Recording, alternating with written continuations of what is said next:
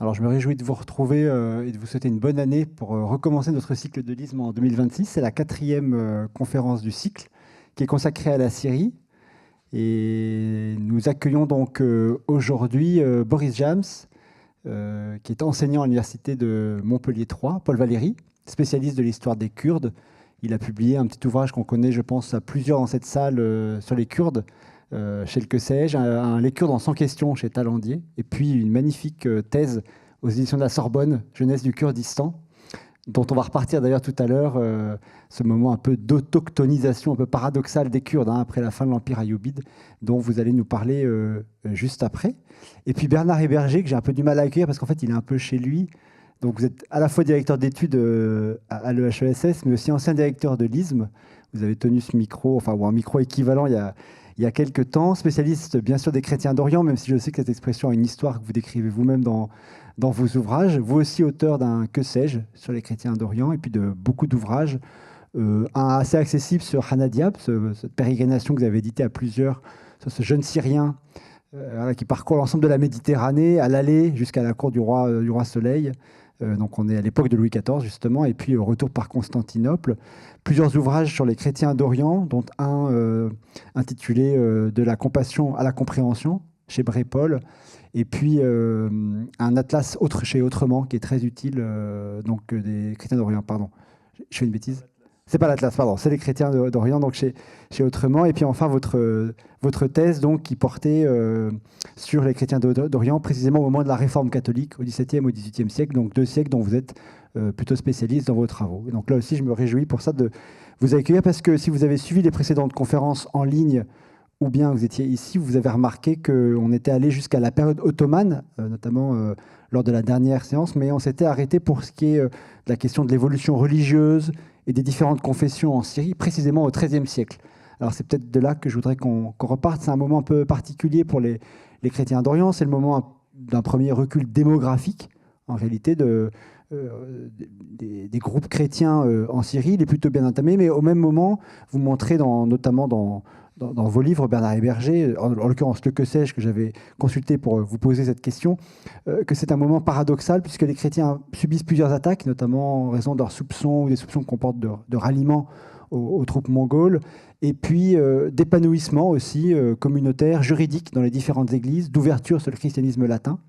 Et j'aimerais que vous nous décriviez un peu la situation de ces, pas encore minorités, des chrétiens au Moyen-Orient. Est-ce qu'il s'agit déjà d'une mosaïque, comme vous allez l'appeler plus tard, en Syrie ?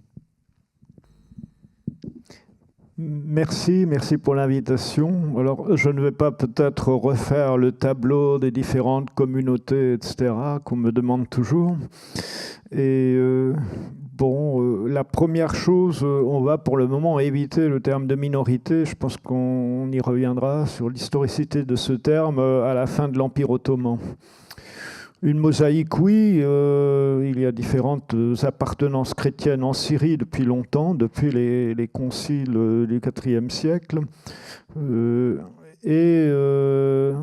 La période, disons, n'est pas à partir du XIIIe siècle. Après le XIIIe siècle, la situation se dégrade, pas seulement du point de vue démographique, mais aussi du point de vue culturel. On peut dire que le XIIIe siècle est une période un peu d'épanouissement, et je vais vous en parler un peu.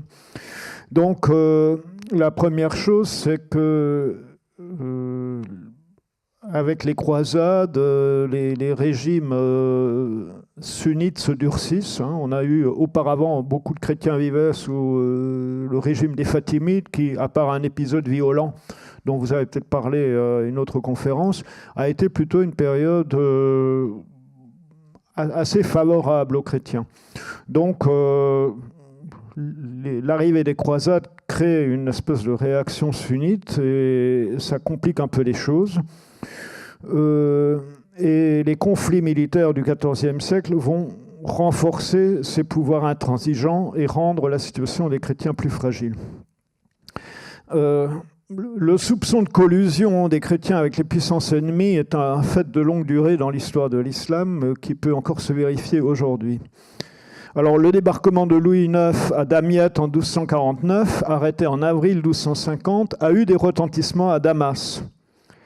les musulmans ont à ce moment-là passé de la désolation à la joie et des émeutes se sont attaquées aux chrétiens. Alors la grande église de la Maria Mié, qui était la grande église grecque de Damas, je vous montre celle d'aujourd'hui, mais qui n'a rien à voir avec celle du XIIIe siècle. Celle-ci a été reconstruite après les émeutes de 1860. Donc cette église a été sauvée de justesse par une intervention des pouvoirs pour arrêter les émeutiers. Ces événements ont été suivis peu après par l'avancée des Mongols, qui ont pris Alep et Damas en 1258.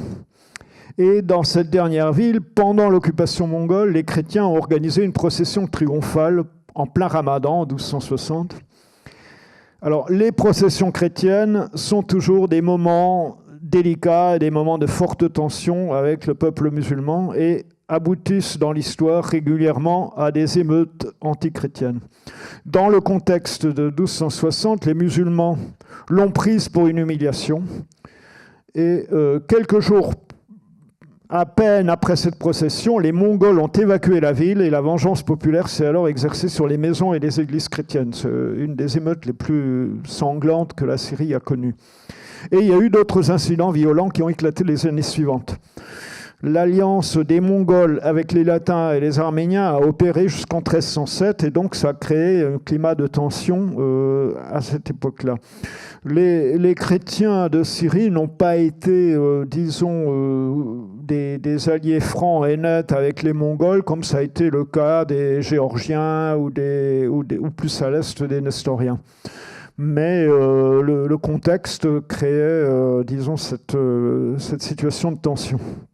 Et du côté musulman, c'est l'époque où il y a un durcissement. Alors on peut évoquer Ibn Taymiyyah, 1263-1328, donc un intellectuel sunnite hanbalite qui a lui-même fait de la prison et n'a pas forcément été en accord avec les autorités politiques, mais il a écrit un traité contre les chrétiens et il a appelé, à prendre des mesures contre les chrétiens et contre les chiites, et il a fortement influencé par la suite la pensée musulmane, et aujourd'hui il est même assez trendy.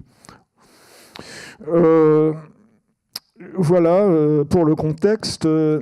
Du côté donc, du pouvoir sunnite, ce sont essentiellement les Mamelouks d'Égypte, peut-être on revient à la carte, qui règnent sur la Syrie et qui mènent des expéditions punitives contre les dissidents musulmans et aussi contre les chrétiens, en particulier dans la montagne libanaise, 1292, 1302, 1305, 1365, des expéditions essentiellement tournées contre les Druzes et les chiites, mais qui, dans la martyrologie maronite, sont aussi considérées comme des expéditions contre les maronites.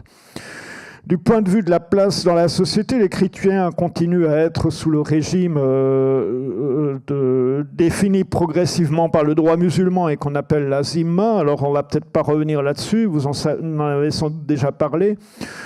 Le régime discriminatoire de la zimma a eu tendance à se durcir, mais a connu aussi des relâchements. Il n'y a pas une application uniforme de la statut de la zimma, comme on le dit parfois.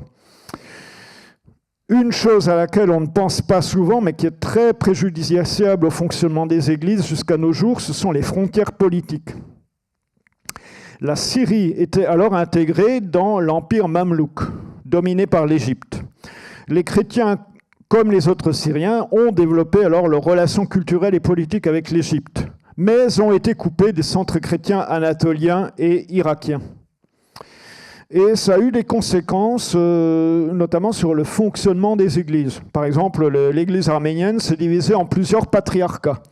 Même chose pour l'église syriaque, l'église jacobite, qu'on appelle aujourd'hui syriaque, qui ont bénéficié de relations intenses avec les Coptes qui étaient monophysites comme eux, mais qui, entre 1292 et 1495, ont connu une série de schismes avec un patriarche, je crois qu'on ne le voit pas sur la carte, un patriarche à Mardin, entre le Tigre et l'Euphrate, qui était sous souveraineté mongole, un autre à Mossoul, un peu plus à l'est et au sud, sous souveraineté mamelouk, un autre à Sis en Cilicie, donc sous souveraineté dans le royaume arménien pro-latin de Cilicie, et enfin un dernier autour Abdin, dans les monastères à l'est de Mardin, qui jusqu'aujourd'hui sont le centre de cette église.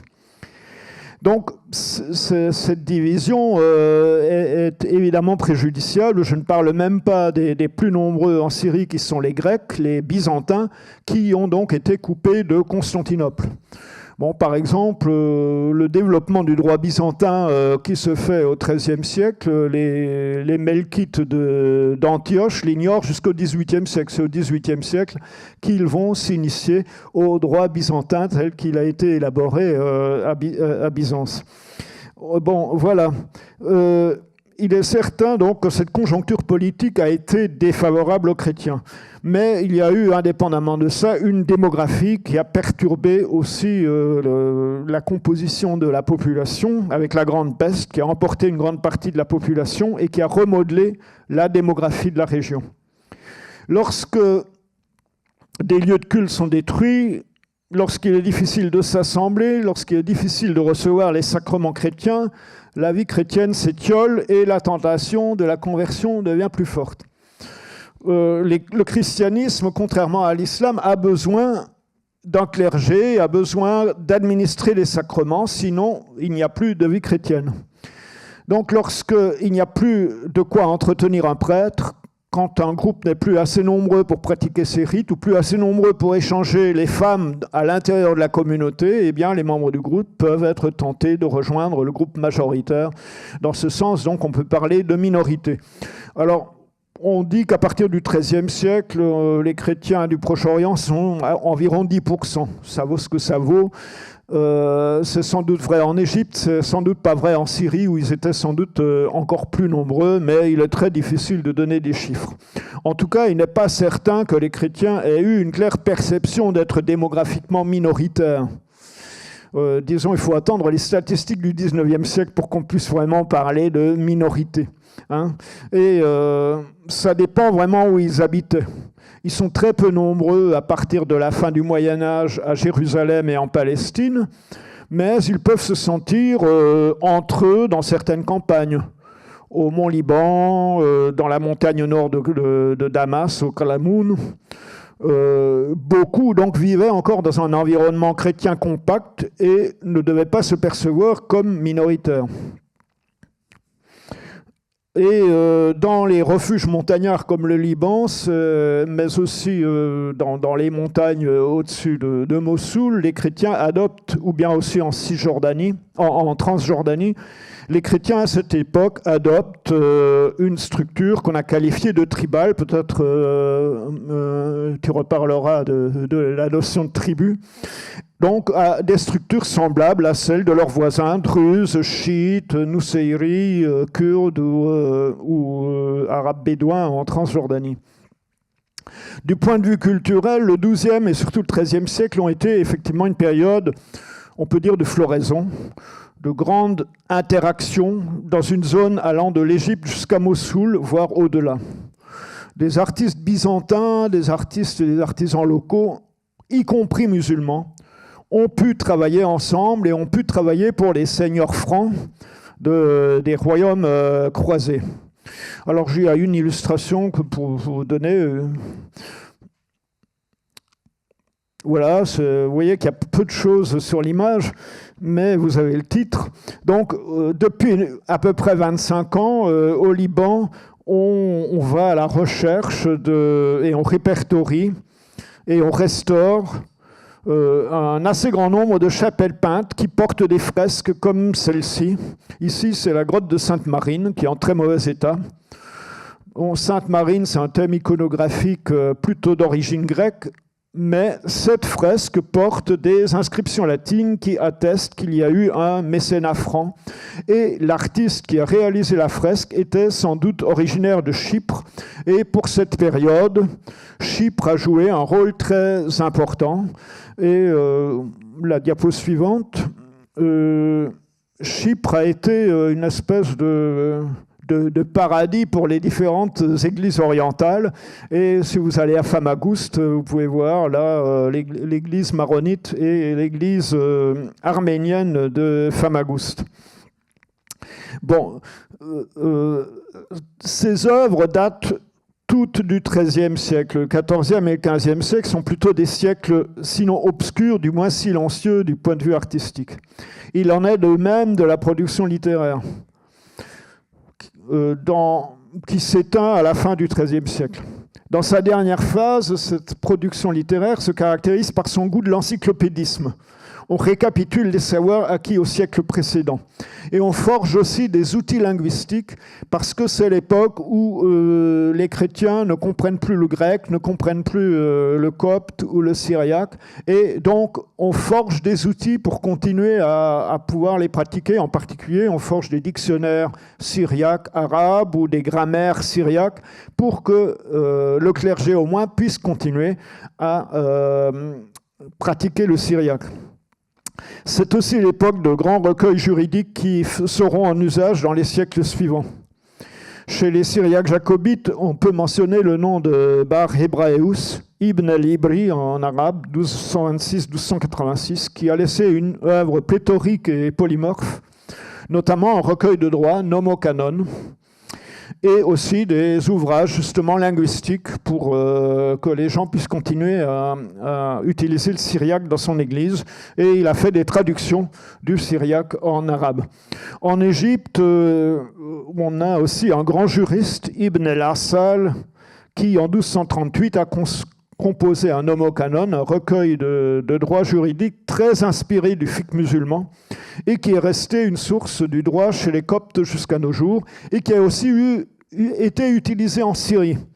Notamment les Maronites l'ont utilisé. Et lorsqu'au XVIIIe siècle à Rome, on dit aux Maronites quel est votre droit canon, il y a un évêque qui produit un manuel de droit maronite qui en fait s'inspire très largement de Ibn el-Assal et d'un recueil de droit musulman d'un juriste de Damas. Voilà, donc après, 14e, 15e siècle sont des siècles où il y a vraiment, disons, un déclin, et les liens avec l'Occident, qui étaient assez importants à l'époque des croisades, s'effilochent un peu aussi. Par exemple, on dit que les Maronites se sont unis à l'église de Rome à l'époque des croisades, mais en fait, il ne se passe plus grand-chose à cette époque-là. Et au XVe siècle, il y a une sombre histoire d'hérésie jacobite dans la montagne libanaise qui semble montrer que les Maronites retournent peut-être à leur source syriaque, ou en partie, une partie d'entre eux retournent à leur source syriaque à ce moment-là. Les franciscains arrivent au cours du XVe siècle et commencent alors à faire la chasse à cette hérésie, mais il faut attendre vraiment le XVIe, le XVIIe siècle pour que le lien avec l'Occident redémarre de façon importante. Je vais peut-être m'arrêter là pour ce sujet. Oui, puis on reviendra dessus là, après la question. Donc, je me tourne vers vous, Boris, pour vous demander ce qui se passe pour les Kurdes, et précisément avec la fin de l'État ayyoubite, qui avait quand même été marqué par une très forte présence kurde, y compris au sein des institutions. Alors, qu'est-ce qui se passe au XIIIe et après le XIIIe ? Alors oui, j'ai proposé des illustrations antérieures au XIIIe pour quand même dire des choses sur qu'est-ce que c'est que cette présence kurde au Moyen-Âge, quoi. Parce que ce qu'il faut dire, et contrairement à ce qui a été dit précédemment, voilà, les Kurdes, c'est un peuple de l'islam. C'est un peuple de l'islam. Et au même titre que les Turcs, que les Arabes, et il y a cette image des Kurdes, je me permets, qui est une population extérieure à la ville. Hein. Le centre du monde kurde, on va dire, sont les contreforts du Zagros, donc dans l'Iran actuel. Hein. Et on voit là sur cette carte tirée d'un ouvrage du Xe siècle, hein, dont l'auteur est Ibn Hawqal. On voit à l'envers, Masaïf el-Akrad wa Mashatihim, les pâturages des Kurdes, quoi, hein, qui se trouvent au centre donc, de cette grande zone du Djibel, qui est en fait bon, pour faire vite, le Zagros. Donc les Kurdes, originairement, c'est un peuple qui va être décrit dans sa géographie et dans son histoire à partir du Xe siècle. Il va être très très vite intégré donc à l'idée de l'empire musulman. Hein, donc il y a une entrée dans le monde musulman. Et pour faire le lien avec la Syrie, géographiquement, donc le cœur du pays kurde, c'est pas du tout la Syrie, mais il y a des petits, il y a des comment dire, une projection du monde kurde vers la steppe syrienne, hein, c'est-à-dire ce qu'on appelle la Jezireh, hein, avec les trois zones de la Jezireh, c'est-à-dire la haute Mésopotamie, que sont donc les Diyar Bakr, les Diyar Rabia et les Diyar Moudar, hein, qui sont donc tous situés entre le Tigre et l'Euphrate, donc entre l'Irak, la Turquie et la Syrie actuelle. Donc ces Kurdes, on les voit nomadisés, semi-nomadisés ou semi-sédentarisés dans cette région. Donc on a des populations qui sont décrites comme agro-pastorales, hein, et transhumantes. Et puis très vite, donc, on a une présence kurde dans les milieux militaires du califat abbasside. Par la suite, évidemment, les Seldjoukides aussi les emploient, leur donnent une place particulière.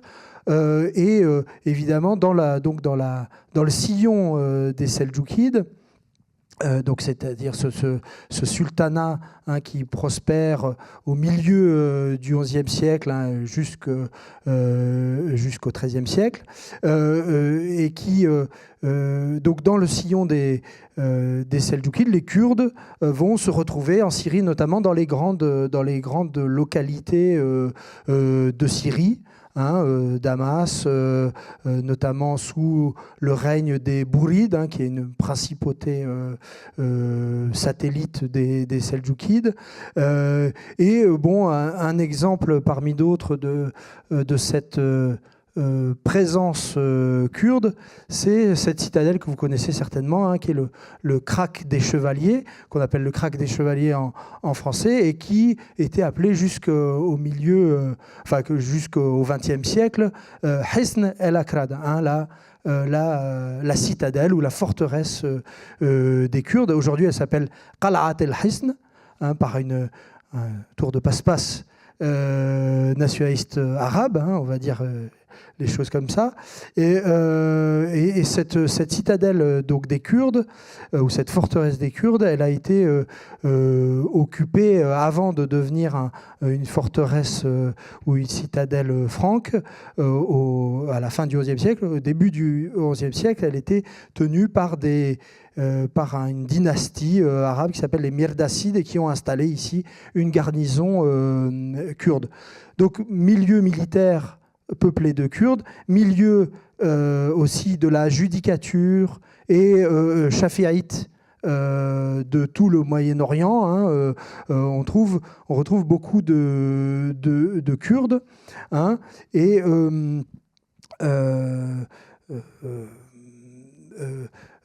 aussi également dans les milieux confrériques, hein, on retrouve ces Kurdes. Donc il y a une toponymie, une topographie aussi des villes qu'on ne pourra pas décrire comme kurdes, évidemment, mais il y a une topographie des villes de l'espace syro-palestinien, hein, qui est traversé par ces ethnonymes, ces anthroponymes kurdes, hein, notamment, par exemple, là, c'est une photo de la mosquée El Qaïmaria à Jérusalem. Vous connaissez peut-être le quartier de Damas qui s'appelle Qaïmarie, hein, qui tire son nom d'un groupe de militaires kurdes venus d'une citadelle proche de Sirte, donc dans dans l'est de la Turquie actuelle. Et ces militaires kurdes se sont mis au service des Ayyoubides. Donc ça, c'est évidemment la réponse à la question de Philippe Pétria.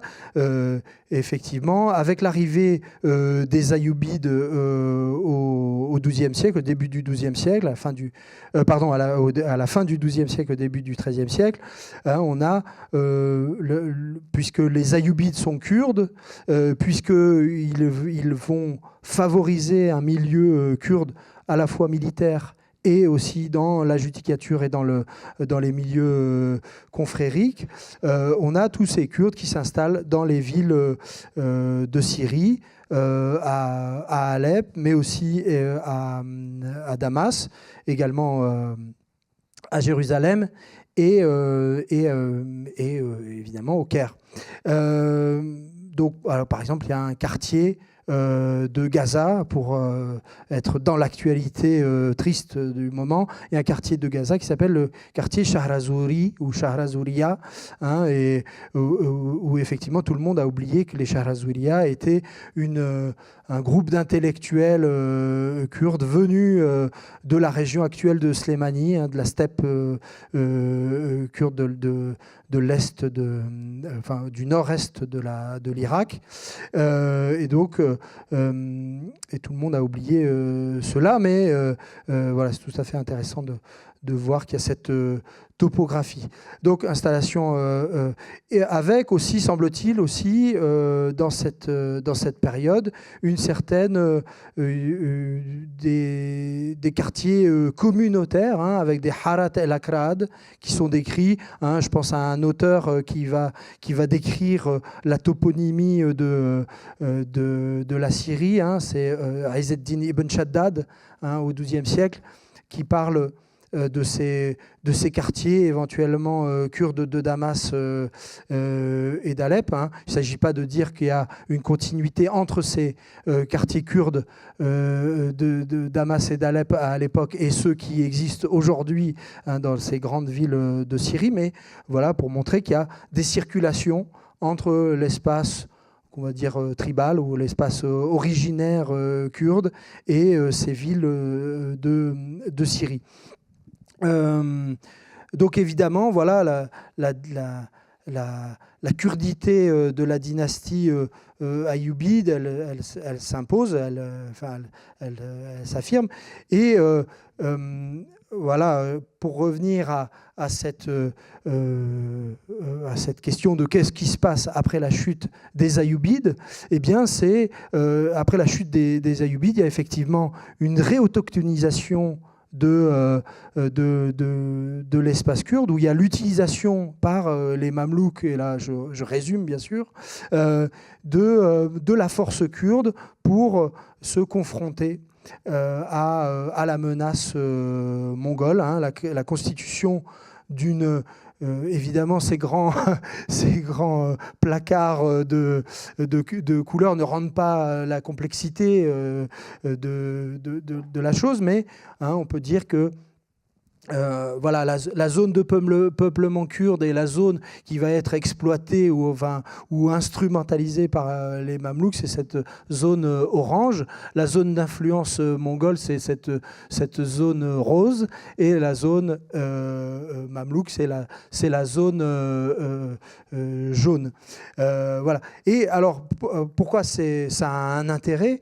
C'est que donc il y a destitution du rôle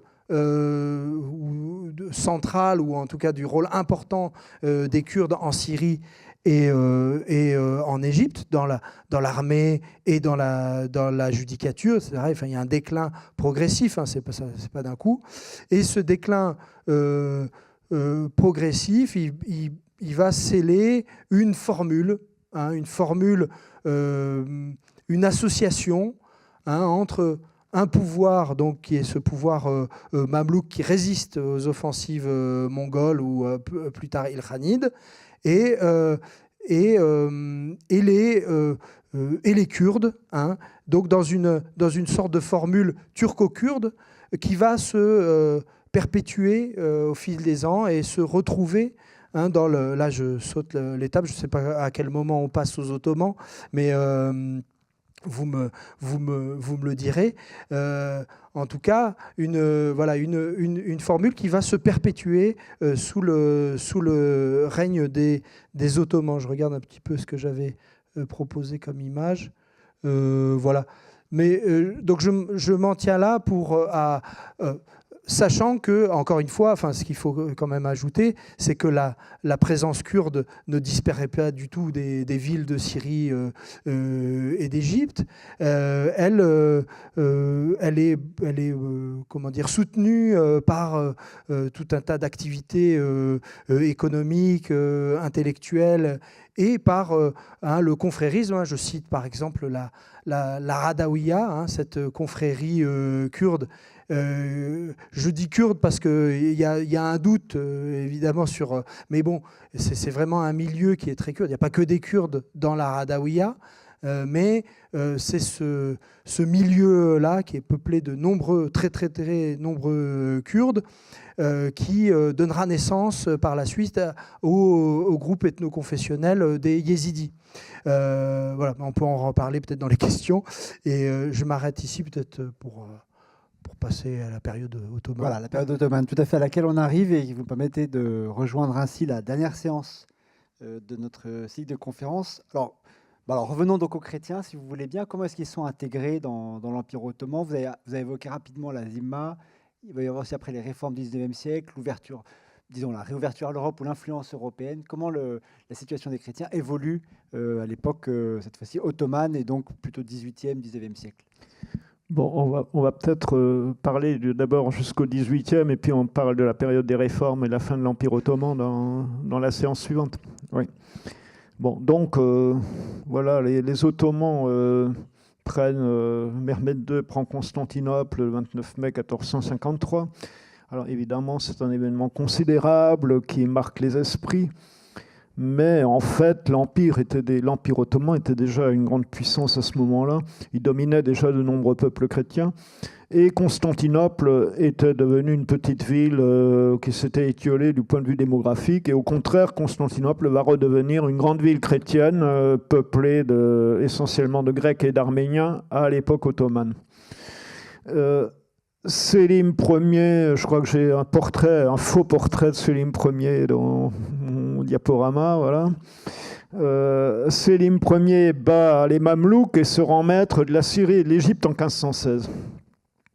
Alors, ce qui est important pour ce qui concerne notre sujet, évidemment, c'est cette arrivée la fin de l'Empire mamelouk et l'unification ottomane de la région. Mais ce qui est important aussi, c'est l'effacement de l'Empire de Venise dans le siècle qui suit. Avec la conquête ottomane de Chypre, je vous ai parlé de l'importance de Chypre comme plateforme dans les échanges, en 1570, et de la Crète en 1669, qui était aussi un lieu de contact entre le monde latin, le monde grec et le monde musulman très important. Donc, la conquête ottomane a pour conséquence d'unifier le monde grec orthodoxe dans une seule entité politique qui auparavant était divisée, et de renforcer le poids de Constantinople dans l'Église orthodoxe. Et chez les Arméniens va se construire aussi progressivement une centralité constantinopolitaine qui n'était pas du tout dans la tradition arménienne, et ça va contribuer à homogénéiser politiquement et culturellement les Arméniens. Alors, du point de vue des Arabes, en général, l'époque ottomane est présentée comme une période sombre d'oppression et de décadence. Alors, ça vient beaucoup de la fin de l'Empire ottoman et des derniers événements de l'Empire ottoman, donc il faut un peu corriger ce tableau. C'était un empire d'ancien régime, comme il y avait d'autres empires d'ancien régime, qui tirait sa légitimité de la religion, du fait que son souverain, le sultan, était le défenseur et le promoteur de l'islam sunnite. Mais comme dans tous les autres empires, il y avait place pour un grand pluralisme ethnique et confessionnel. La souveraineté du sultan se marquait, en fait, et le prestige du sultan se marquait par la grande diversité des peuples qu'il dominait. Et évidemment, dans ce système, il n'y avait pas de place pour l'idée d'égalité des sujets. Et lorsque Bonaparte arrive en Égypte et en Palestine et parle d'égalité, les chroniqueurs chrétiens le voient surtout comme un sacrilège qui met fin à l'ordre traditionnel. Donc il n'y a pas de chrétien qui comprend à ce moment-là cette idée d'égalité. Donc les individus sont organisés en groupes, ou on peut dire en corps, en arabe seulement taïfa, avec leur organisation interne, et ces groupes sont hiérarchisés entre eux. Et ça ne dérange personne. Pour les chrétiens d'Alep, l'important c'est qu'ils soient au-dessus des juifs, par exemple, ou au-dessus des yézidis. Mais ils s'inscrivent dans une hiérarchie et tout le monde s'inscrit dans une hiérarchie. Donc les communautés chrétiennes étaient des tawaïf comme les autres, comme les corporations, comme certaines tribus, etc. Donc ces corps avec lesquels traitait l'autorité ottomane. Et dans ce système, les gens se sentaient surtout d'abord alépins, damascins, tripolitains, avant de se sentir syriens ou ottomans. Et on voit bien qu'il y a un très fort esprit alépin ou damascin chez les chrétiens, et que beaucoup des problèmes à l'intérieur des chrétiens viennent de ce localisme, justement. Alors, ils étaient discriminés en tant que zimmi, mais ils faisaient pleinement partie de la société ottomane. On voit par exemple qu'ils peuvent se défendre devant les tribunaux de la charia et y obtenir gain de cause. Et par exemple, une chose qu'on a découverte relativement récemment, c'est qu'il y a pas mal de femmes chrétiennes mal mariées qui ont recours à la justice ottomane pour échapper à la tyrannie de leur mari. Alors, une historiographie nationaliste et anti-ottomane a répandu l'idée qu'à cette époque-là, les églises se géraient de façon autonome et selon leurs droits propres. Comme je viens de le dire, on constate qu'il y avait pas mal de chrétiens qui recouraient au tribunal du Cadi, qu'ils trouvaient meilleur que le tribunal de l'Église pour différentes raisons.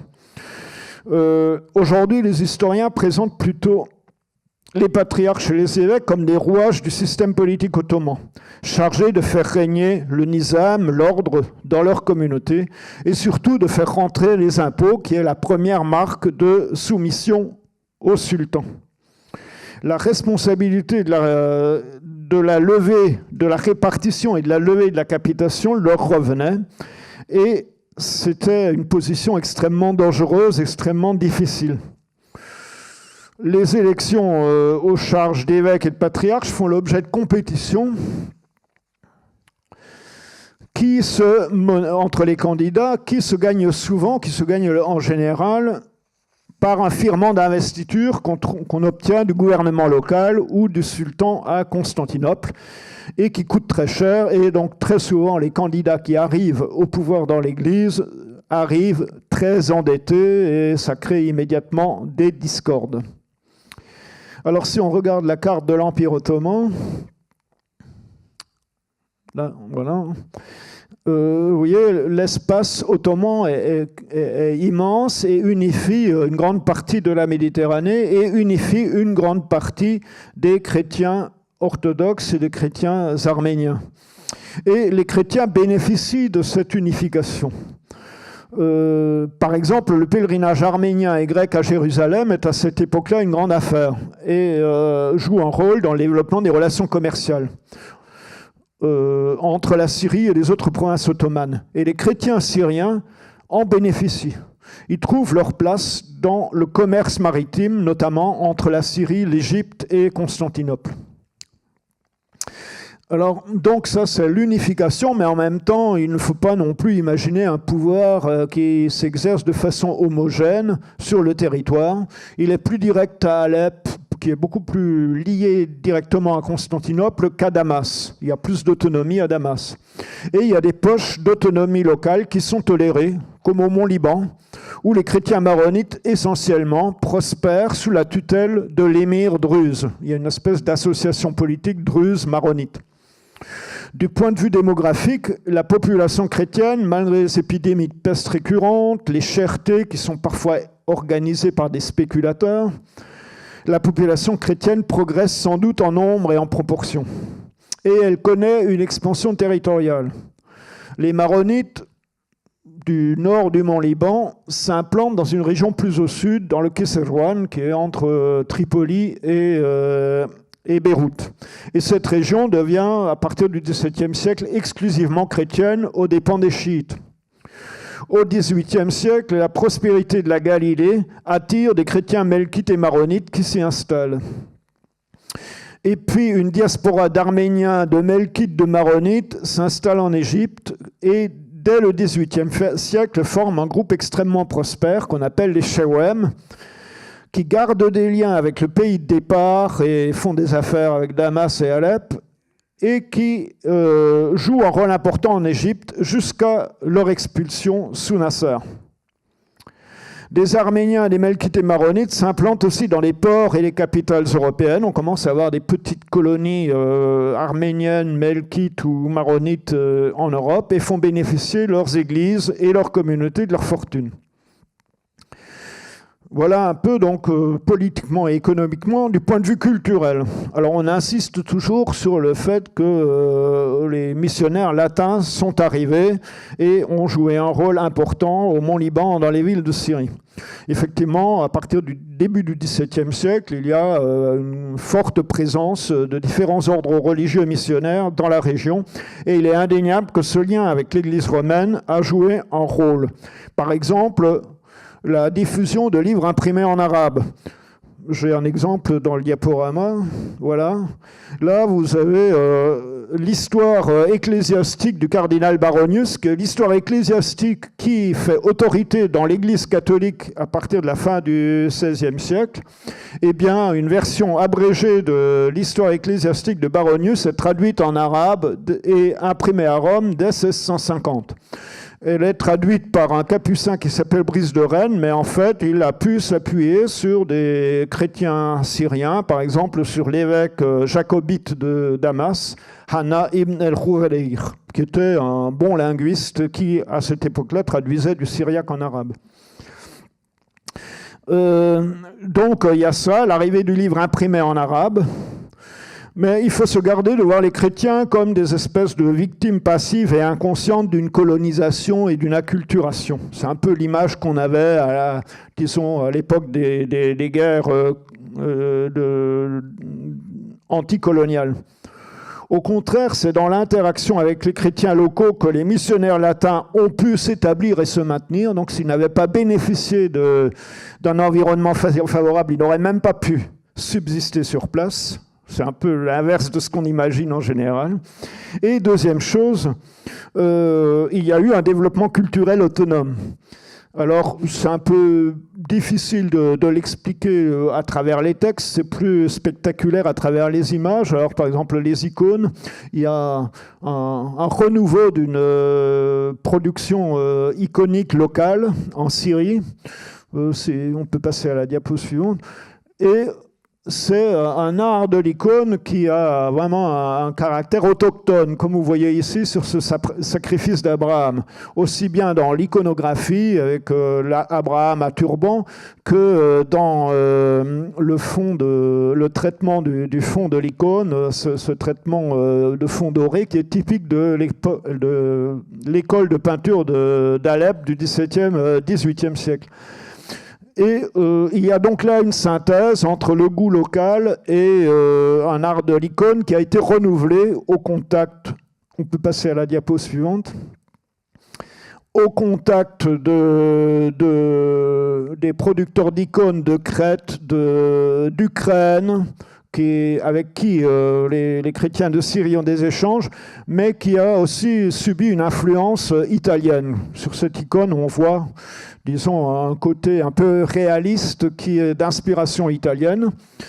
Et cette inspiration italienne ne vient pas forcément directement des missionnaires. Elle peut venir à travers la Crète, par exemple, ou à travers l'Ukraine, où il y a déjà des icônes dans un style italien. Et dernière chose, ça n'empêche pas qu'il y a une connotation locale. Vous voyez l'arbre qui penche. L'arbre qui penche ne vient pas de la tradition chrétienne, mais vient du Coran.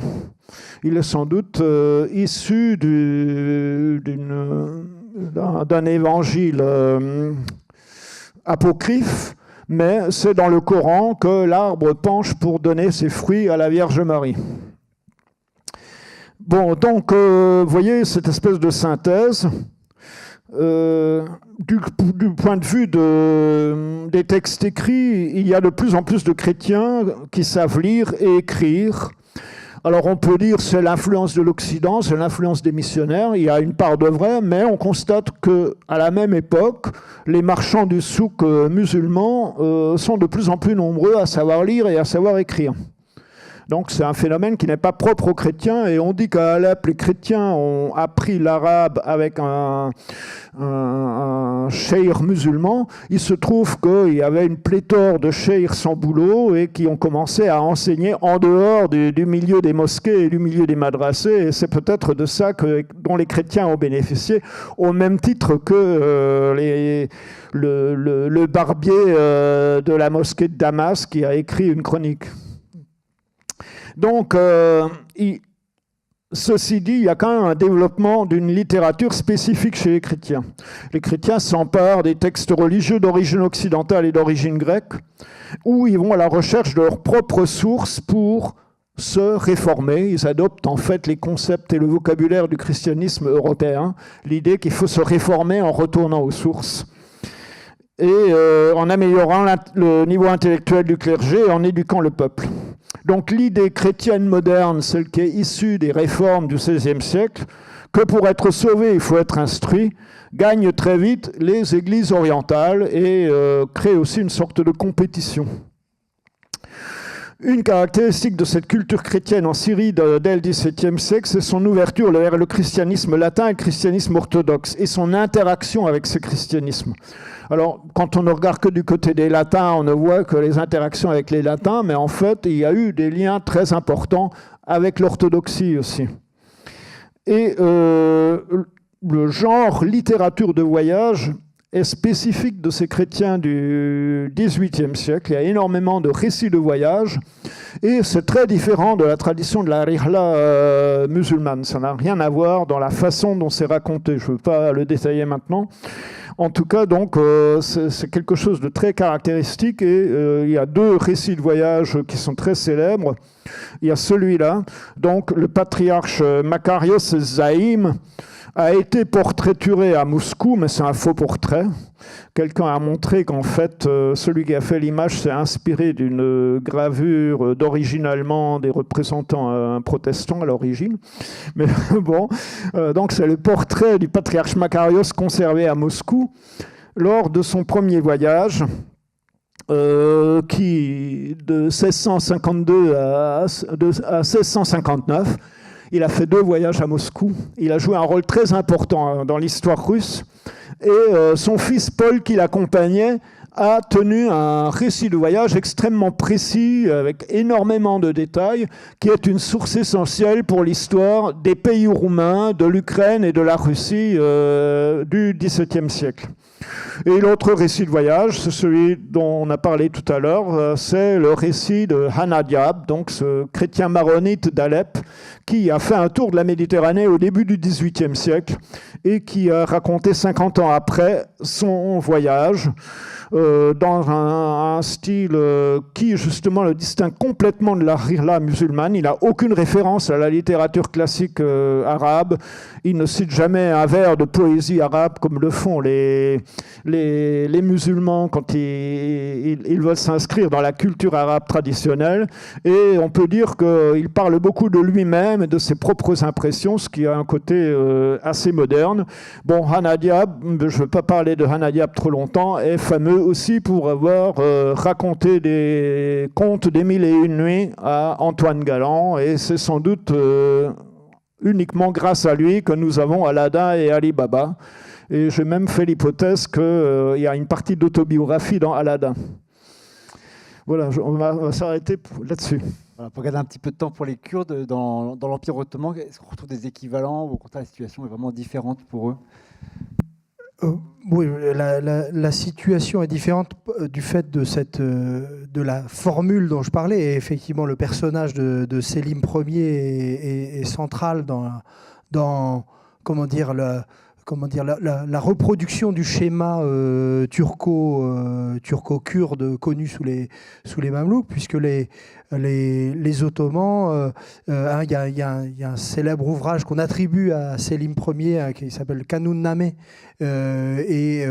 qui attribue certaines paroles à Selim Ier, disant que les Kurdes sont la forteresse d'airain contre les peuples de Gog et Magog, pour préserver l'Empire. Donc on a l'Empire contre les influences orientales, quoi.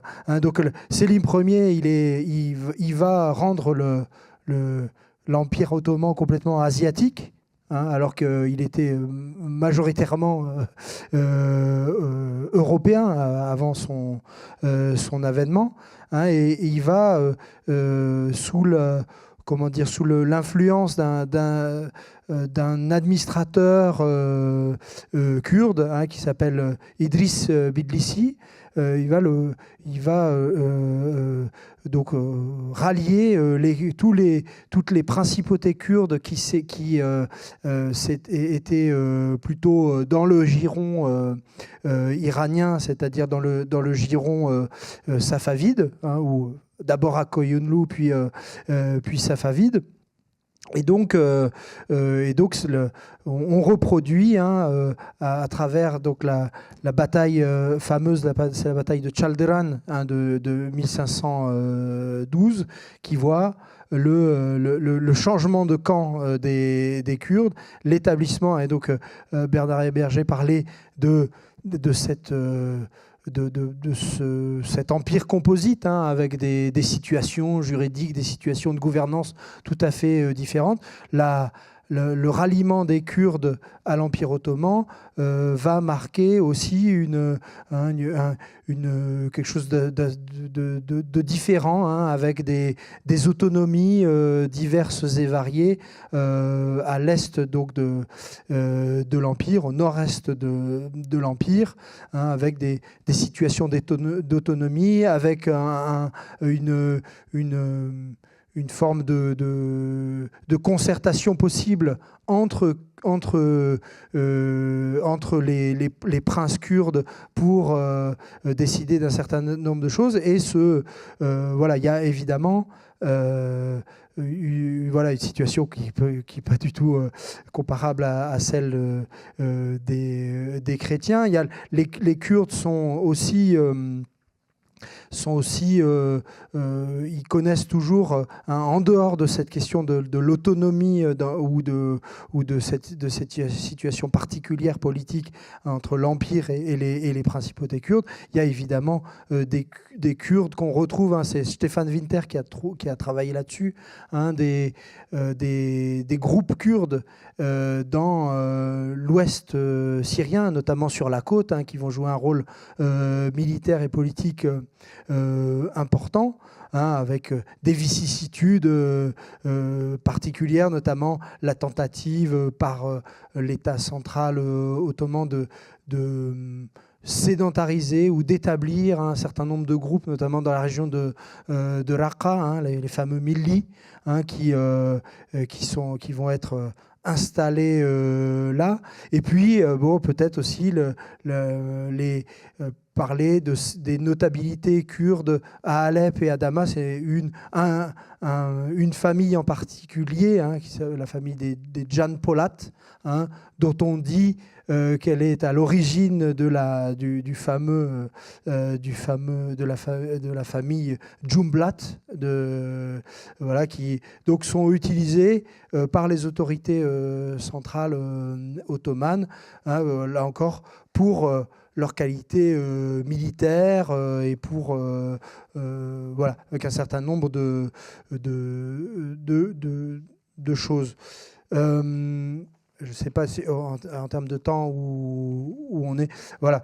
Alors, ce qui est aussi important de montrer, c'est le fait que cette formule kurdo-turque, qui voit l'établissement de formes d'autonomie dans les principautés kurdes, elle va, à la fin de l'Empire ottoman, et notamment au XIXe siècle, se déliter. Hein. Il y a un trouble de cette formule turco-kurde qui intervient au moment où l'État central ottoman va tenter un processus de centralisation à partir de 1830, hein, avec donc effectivement un travail sur la sédentarisation des groupes kurdes. Il y a aussi l'établissement ou un long processus d'établissement de la paix, hein, avec le voisin rival iranien. Hein, et donc, cette paix, elle implique une stabilisation de la frontière avec l'Iran. Hein. On parle d'un processus assez long, évidemment, mais comment dire, l'incapacité ou l'impossibilité pour les Kurdes, les acteurs kurdes, de jouer les différents pouvoirs impériaux les uns contre les autres. Il y a la montée en puissance, et là je suis évidemment très très schématique, d'un certain suprémacisme turc dans cette deuxième moitié du XIXe siècle. Et voilà aussi la montée en puissance du péril russe. Et donc, évidemment, je ne sais pas si c'est le moment de l'évoquer, mais en tout cas, on a cette transformation de la place des Kurdes au sein de l'Empire ottoman va occasionner la dégradation aussi, hein, des relations avec les populations chrétiennes locales. On pourra rentrer dans le détail, mais donc on se dessaisit pour le pouvoir central de ces de ces pouvoirs, de ces principautés, pardon, un anglicisme au passage, de ces principautés kurdes, pour s'appuyer sur des groupes qui sont censés être plus faciles à contrôler du point de vue de l'État central, hein, donc les fameux Hamidiyés, hein, qui sont ces troupes tribales mobiles, qui seront les premières à commettre des exactions contre les populations arméniennes locales et les populations aussi, évidemment, assyro-chaldéennes. Donc on a pour le monde kurde, dans cette fin d'empire, dans cette fin de 19e siècle, on a deux tendances qui se dégagent. C'est d'un côté un hyper-ottomanisme turco-kurde, hein, qui voudrait la perpétuation de la formule turco-kurde, hein, et qui va avoir des conséquences antichrétiennes fortes, hein, qui mènent évidemment au génocide des Arméniens et des Assyro-Chaldéens, avec l'instrumentalisation de ces groupes tribaux. Et puis, d'un autre côté, on a la mise en place d'un différentialisme kurde. Ce n'est pas forcément antinomique, d'ailleurs, ces deux tendances. Et ce fort différentialisme kurde, où suis-je?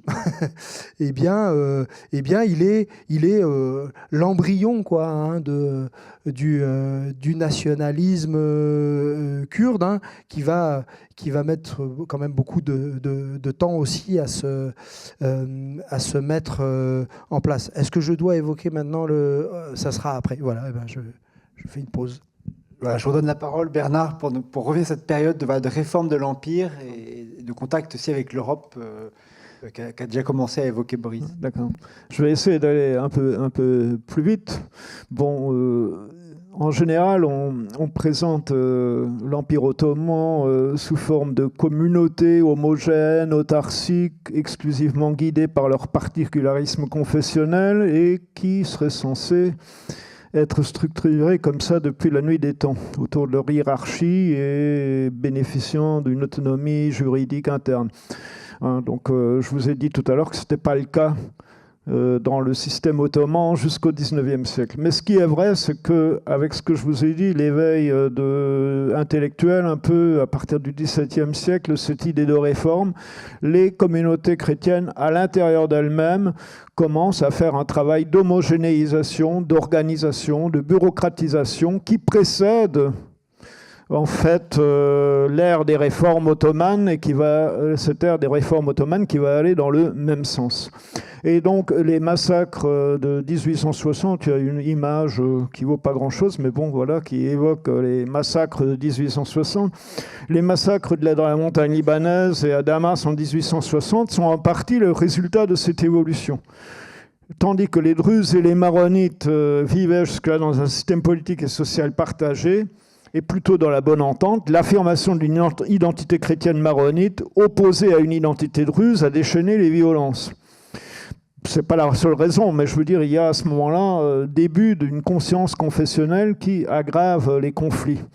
Et ce n'est pas donc un fanatisme druze ou musulman atavique et consubstantiel aux religions qui provoque les événements, comme la presse européenne le présente à l'époque, mais c'est ces changements dans le positionnement d'un groupe par rapport à l'autre. Alors, une partie des conflits confessionnels sont des conflits importés d'Europe parce qu'au XIXe siècle, la Syrie est une terre d'affrontement entre catholiques, protestants et orthodoxes. Et ça a des conséquences sur la structuration des différentes communautés chrétiennes qui,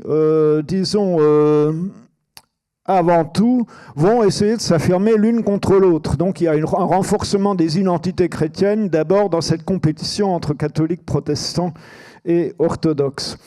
Et ça s'accompagne évidemment par les progrès de l'instruction. Il y a une standardisation de l'enseignement, une standardisation de la langue arabe, développement des nouveaux médias et l'apparition d'une nouvelle classe sociale aussi, les médecins, les journalistes, les ingénieurs, qui diffusent une nouvelle culture séculière qui peut rapprocher les membres d'une élite sociale, mais qui peut aussi, disons, fournir des leaders à des mouvements beaucoup plus confessionnels.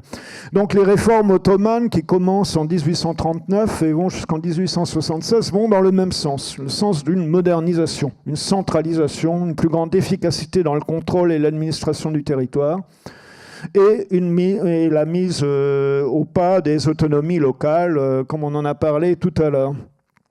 Alors, les réformes suppriment en principe l'inégalité entre chrétiens et non-chrétiens, entre musulmans et chrétiens. Suppriment en particulier l'impôt, la capitation, qui est un impôt spécifique des zimmis. Alors, il faut voir qu'il s'agit aussi d'une mesure d'égalisation, qu'il s'agit aussi d'un élément d'une politique générale de réforme de la fiscalité. Et parce que ça fait partie d'une politique générale de réforme de la fiscalité, ça provoque des émeutes. Donc les émeutes confessionnelles de 1850 à Alep et de 1860 à Damas sont des émeutes fiscales aussi. Parce que en même temps qu'on supprime la capitation, on impose de nouveaux régimes fiscaux aux musulmans et ça provoque des troubles. Donc ces réformes devaient faire advenir une citoyenneté ottomane en proclamant l'égalité de tous les sujets de l'Empire devant la loi. Et en fait, elles ont contribué à structurer davantage les confessions en millettes en leur donnant des institutions centrales plus fortes. Et d'autre part, ces réformes intervenaient dans un moment de défaite de l'Empire ottoman face aux puissances étrangères, notamment la Russie, et face à l'indépendance d'anciennes provinces comme la Grèce et la Serbie qui se constituent sur une base nationaliste, ethno-confessionnelle. Et ça a des répercussions aussi à l'intérieur de l'Empire ottoman. Alors, l'appartenance confessionnelle va devenir la base de la représentation des citoyens. Les juifs et les chrétiens vont être exclus de la conscription militaire. Mais en échange, on va leur introduire un impôt spécifique. Donc on a supprimé la capitation qui les distingue des musulmans, mais on leur introduit un impôt pour remplacer le service militaire, au point qu'il y a des chrétiens de Damas qui écrivent au sultan en disant « S'il vous plaît, rétablissez la capitation. Nous ne voulons pas que vous la supprimiez. » Bon, la première constitution ottomane de 1876 prévoyait une répartition des sièges entre musulmans 70, chrétiens et juifs 50, donc la majorité aux musulmans. Le caractère musulman de l'État était respecté et on crée une citoyenneté ottomane, mais sur une base confessionnelle. Bon, la Constitution n'a pas été appliquée, puisqu'après, on a la dictature hamidienne, on en a parlé tout à l'heure, un régime qui s'appuie de plus en plus sur l'islam, qui s'appuie de plus en plus sur la turcité, et qui donc éloigne de plus en plus les chrétiens disons, de l'ottomanité, si on veut. Et c'est à ce moment-là qu'apparaît aussi le début d'une conscience arabe. On peut passer peut-être à une diapo suivante. Alors, vous avez donc parmi ces premiers intellectuels chrétiens, vous avez par exemple Mikhail Mishaka, qui est un homme extraordinaire, un self-made man, devenu médecin, devenu auteur. Et comme la plupart des intellectuels chrétiens du 19e siècle, il se convertit au protestantisme. On peut passer à la suivante. Et bon, elle n'est peut-être pas dans l'ordre, mais ça fait rien, je reviens en arrière. Les massacres de 1860, les violences, sont le prétexte des interventions européennes. Ici, donc, les troupes françaises débarquent à Beyrouth en 1860. Expédition humanitaire, mais c'est aussi donc le droit d'ingérence et c'est aussi le début de l'idée de la protection des chrétiens l'idée existait déjà avant, mais là, c'est la consécration de l'idée de la protection des minorités par les puissances étrangères. Hein. Et évidemment, ça va être instrumentalisé par la suite. Alors, on va continuer avec les diapos. Boustani, Boutros Boustani, c'est un autre de ces intellectuels chrétiens fondateurs de journaux, et c'est un des pères de l'arabisme. C'est un des premiers, après les massacres de 1860, qui a mis en avant l'existence d'une patrie arabe autour de la langue, autour d'une histoire commune, etc. Le suivant est El Yazigi, journaliste, publiciste, typique de ces nouvelles professions intellectuelles, qui publie en 1868 le poème « Arabes, réveillez-vous », qui servira quasiment d'hymne national par la suite. Donc, on a toute une classe intellectuelle chrétienne qui joue un rôle dans l'éveil du nationalisme arabe en opposition à la politique hamidienne fondée sur l'islam et fondée de plus en plus sur une identité turque. Dans ce milieu-là, les immigrés sont très importants. Beaucoup d'idées, beaucoup de thèmes viennent de New York ou de Paris. Hein. Et des journaux, par exemple, les premiers journaux en langue syriaque sont publiés à New York, ne sont pas publiés dans l'Empire ottoman. Du 17, on peut passer à la suivante, du 17 au 21 juin 1913 se tient le premier congrès arabe à Paris, à la Société de géographie, qui regroupe 11 personnalités chrétiennes, 11 musulmanes et un juif, et qui émet pour la première fois un projet politique relativement modéré. Reconnaissance de la langue arabe comme langue officielle, forme d'autonomie des provinces arabes de l'Empire, meilleure participation des Arabes aux instances du gouvernement de l'Empire ottoman. Donc voilà, c'est les germes du nationalisme arabe et les chrétiens ont joué un rôle très important là-dedans. Pas tous les chrétiens, mais s'il y a une quatrième partie, je reviendrai un peu là-dessus tout à l'heure. Voilà, Boris, je suis pas sûr qu'il y ait une quatrième partie, qu'on gagne un petit peu de temps pour les questions, mais je vous laisse terminer, Boris, voilà, cette période notamment donc, de la fin du 19e et puis éventuellement de la guerre que vous avez commencé à présenter et le rôle des Kurdes, des régimes mohammediens, et puis plus largement dans le cas du génocide notamment. Bon, alors il y a beaucoup de choses à dire. Voilà, je voulais faire dire un mot justement de la mise en place du nationalisme kurde, enfin, ou en tout cas de l'idée nationale kurde, même si là on est sur une maturation très longue, hein, de plus de 50 ans. Entre les années 20 et les années 70. Mais disons que évidemment, le nationalisme kurde... Alors je voulais montrer cette photo qui est la photo de la famille Bedirhan. La famille Bedirhan, c'est une famille qui a régné sur la ville de Cizre, hein, donc à l'est de la Turquie actuelle, donc c'était des souverains locaux, hein, des princes locaux, qui ont été évidemment démis de leur titre sous l'effet donc de ces politiques de centralisation de l'Empire ottoman. Et c'est pas un hasard si on retrouve cette famille Bedirhan. Évidemment, l'INALCO a un lien d'ailleurs avec cette famille Bedirhan, j'y viendrai. On retrouve cette famille Bedirhan dans les mouvements culturels ou national culturels kurdes, hein, dès les années 20. Ils sont aussi très actifs dans le fait de fomenter un certain nombre d'actions politiques et militaires anti-kémalistes en Turquie. Donc c'est intéressant de voir que l'Empire ottoman destitue ses pouvoirs et les retrouve, hein, enfin en tout cas l'État turc, hein, ce qui devient l'État turc, va se retrouver face à cette à ces difficultés. Donc le nationalisme kurde, il est la résultante évidemment de la diffusion des idéologies nationales européennes.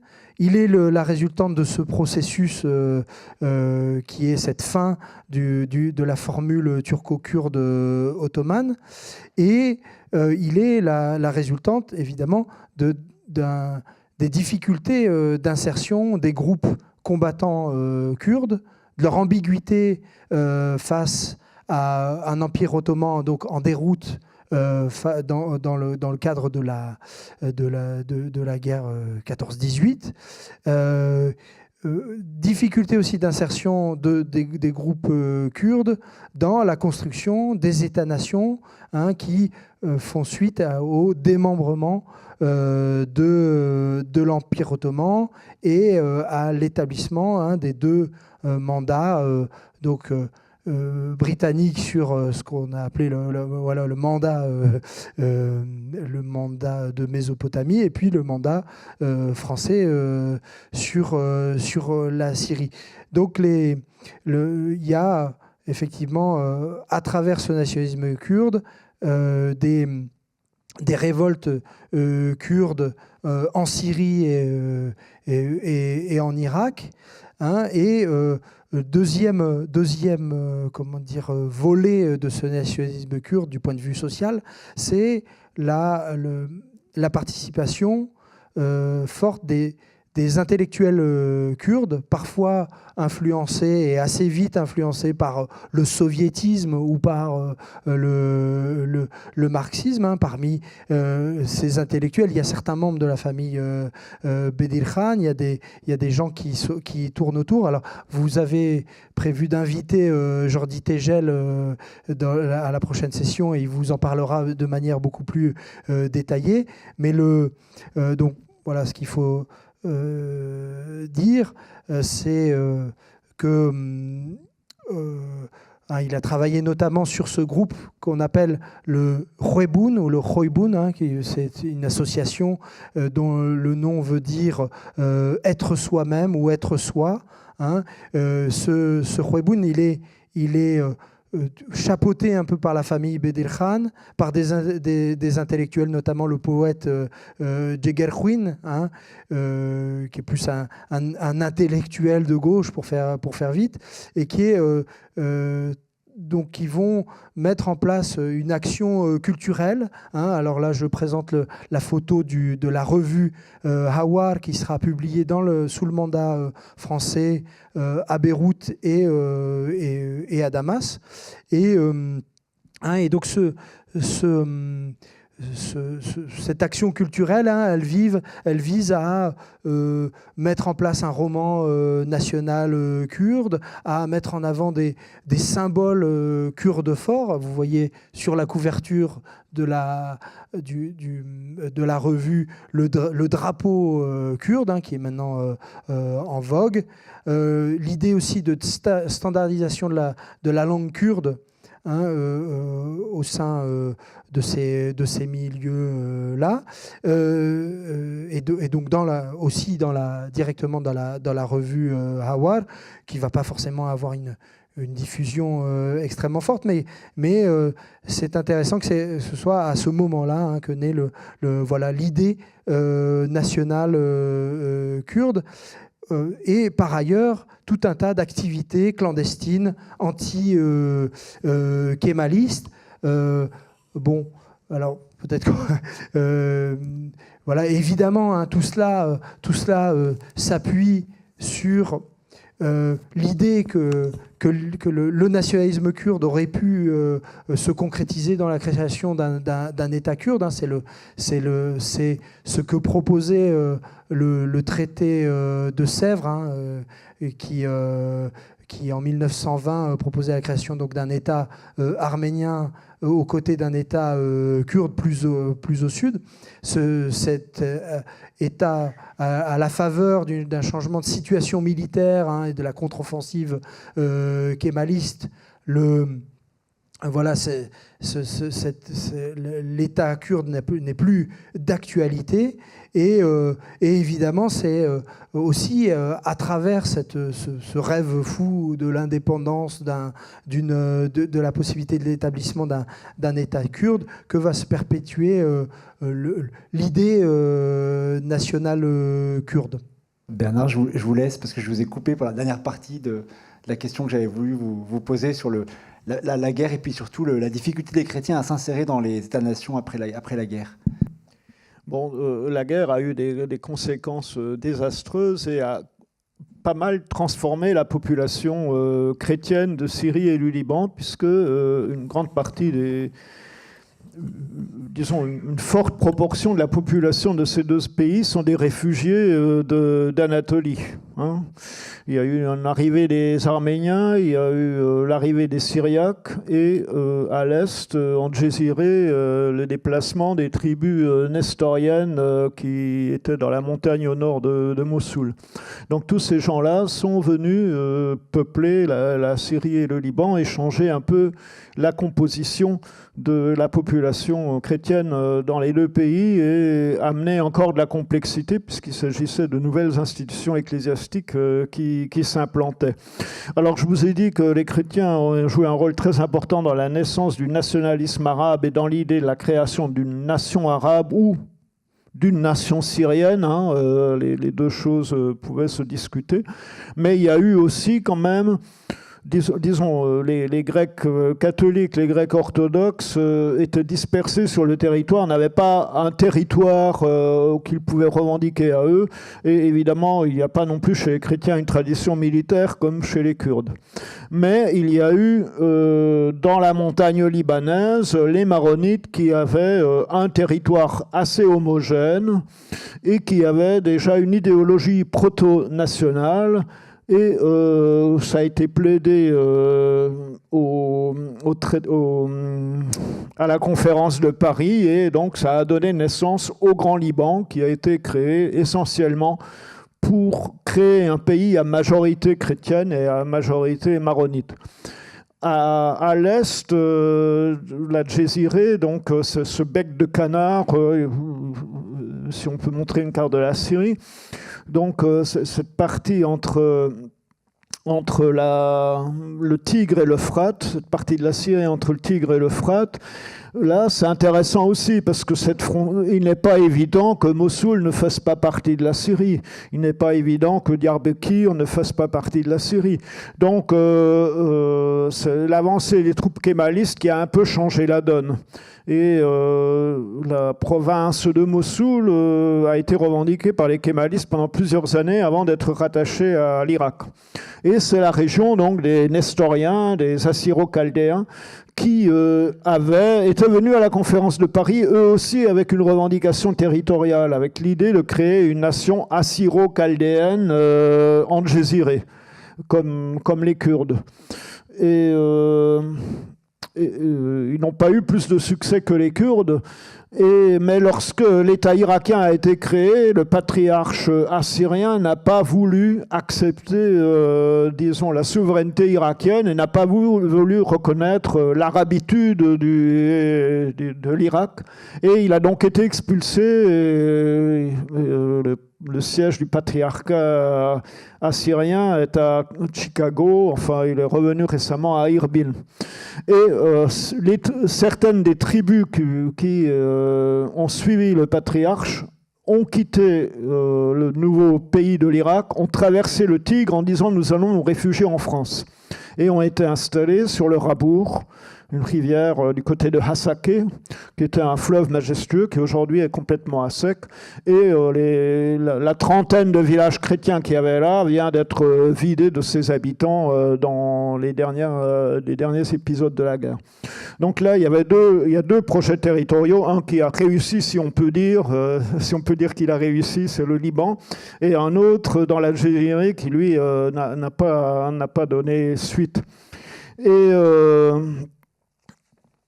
la Syrie de l'entre-deux-guerres, les chrétiens participent à la construction de l'État syrien, mais évidemment, il y a la question, dès l'origine, disons, il y a une peur de la submersion musulmane, de ne pas trouver leur place. La puissance mandataire, comme aussi la puissance britannique dans ces territoires, a essayé d'introduire un droit civil. Donc une égalité devant la loi et un droit civil égal pour tout le monde. Et ça a échoué un peu partout. On a conservé les droits personnels confessionnalisés. Et en Syrie en particulier, dans les années 30, ça a été un grand sujet de mobilisation des oulamas et des masses sunnites contre le régime colonial, l'idée d'introduire le droit civil.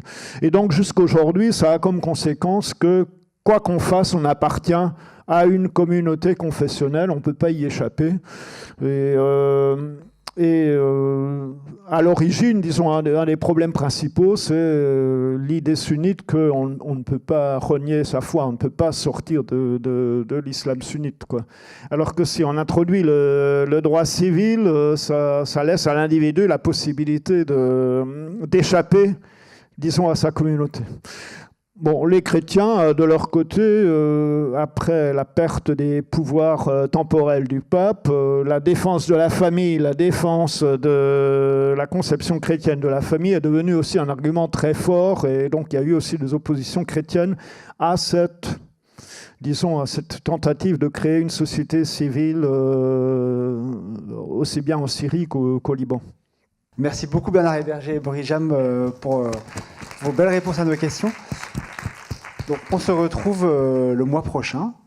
Oui, le 5 février, avec une séance consacrée à la Syrie à l'époque du mandat français, avec Nadine Meouchi et Jordi Tegel. Merci.